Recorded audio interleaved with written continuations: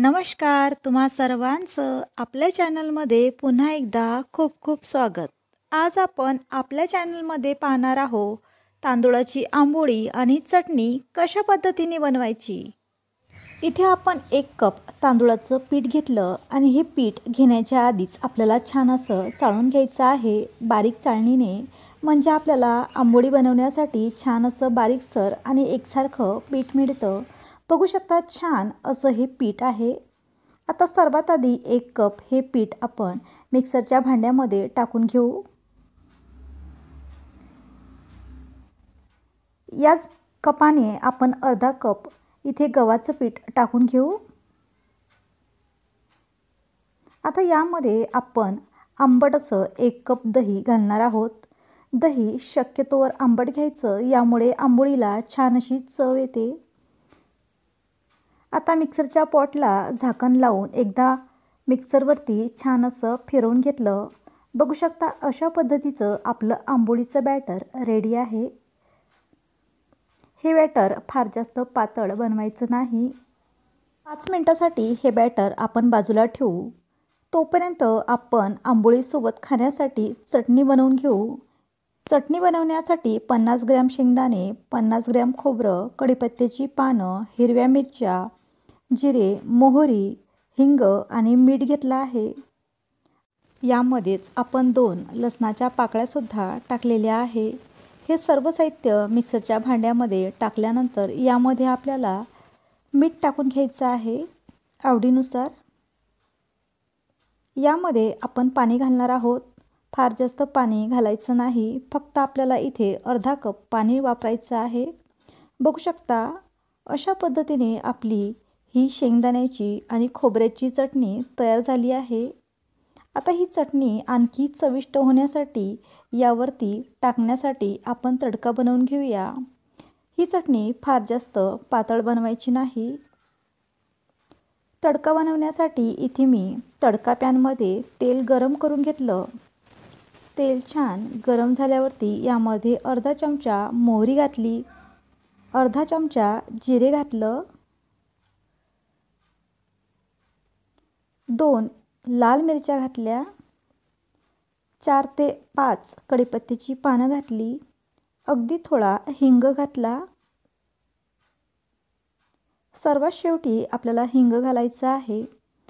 आपण तयार केलेला तडका या चटणीमध्ये टाकला आणि छान असं मिक्स केलं. या चटणीमध्ये मी आलं आणि कोशिंबीर घातली नाही. जर तुम्हाला आवडत असेल तर तुम्ही घालू शकता. आणि छान असं मिक्स केलं. इथे आपलं आंबोळीसाठी बॅटर रेडी आहे. बघू शकता आपलं बॅटर छान असं घट्टसर आहे.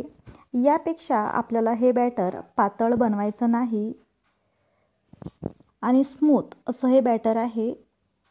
आता या बॅटरमध्ये आपण सोडा आणि मीठ घालून घेऊया. सर्वात आधी इथे आपण थोडा सोडा घातला आहे, साधारण 2 चिमूटभर. चवीनुसार यामध्ये मीठ घातलं आणि छान असं फेटून घेतलं. फक्त हे मिश्रण आपल्याला 2 ते 3 मिनटं छान असं जाळी सुटेपर्यंत फेटून घ्यायचं आहे. यामुळे छान असं हलकं-फुलकं हे मिश्रण तयार होतं. बघू शकता अतिशय छान असं हे मिश्रण आंबोळी बनवण्यासाठी तयार आहे. इथे आपण एका तव्याला छान असं तेलाने ग्रीस केलं. तेलाने ग्रीस केल्यानंतर आपण एका पळीने या तव्यावरती बॅटर सोडून घेऊया. बघू शकता व्हिडिओमध्ये दाखवलेल्या पद्धतीने एकाच जागेवरती आपल्याला संपूर्ण बॅटर टाकायचं आहे. आणि जेव्हा तुम्ही बॅटर टाकता तेव्हा गॅसची पॉवर हाय करायची आहे. पळीच्या मदतीने हे बॅटर आपल्याला छान असं पसरवून घ्यायचं आहे. जेव्हा हे बॅटर आपण तव्यावरती टाकतो त्याआधी हे बॅटर एकदा छान असं फेटून घ्यायचं. पळीच्या मदतीने आंबोळी छान अशी पसरवून घेतली. आंबोळी फार जास्त जाड होणार नाही आणि थोडीशी पातळ होईल. ही आंबोळी जर तुम्ही जाड केली तर छान अशी या आंबोळीला जाळी येते. बघू शकता आंबोळीचा छान असा वरचा भाग कोरडा दिसत आहे. याचा अर्थ आपली आंबोळी आता इथे वरच्या साईडने छान अशी तयार झाली आहे. ही आंबोळी दोन्ही बाजूनी सुद्धा भाजू शकता किंवा एका साईडने भाजली तरी सुद्धा चालेल. हे सर्व तुमच्या आवडीवरती अवलंबून असतं। बघू शकता किती छान असा हा रंग आपल्या आंबोळीला आला आहे। आज ही आंबोळी मी दोन्ही साईडने भाजणार आहे। जर तुम्हाला एका साईडने भाजायची असेल तर तुम्ही एका साईडने सुद्धा संपूर्ण भाजून घेऊ शकता। बघू शकता आंबोळी पलटवल्यानंतर सुद्धा छान असा ब्राऊन रंग आलेला आहे आणि अतिशय चविष्ट आणि झटपट आपली आंबोळीसुद्धा इथे तयार झाली आहे। आता ही आंबोळी झाल्यानंतर काढून घेत आहे। बघू शकता किती मऊ लुसलुशीत अशी ही आंबोळी इथे आपली तयार झाली आहे। पुन्हा एकदा तव्याला छान असं तेलाने ग्रीस केल्यानंतर आपण हे बॅटर अशा पद्धतीने पसरवून घेतलं। जिथे तुम्हाला बॅटर कमी वाटत असेल तिथे आणखी बॅटर टाकून घ्यायचं आहे। ही आंबोळी तुम्ही तुमच्या आवडीनुसार लहान किंवा मोठी, जाड किंवा पातळ बनवू शकता।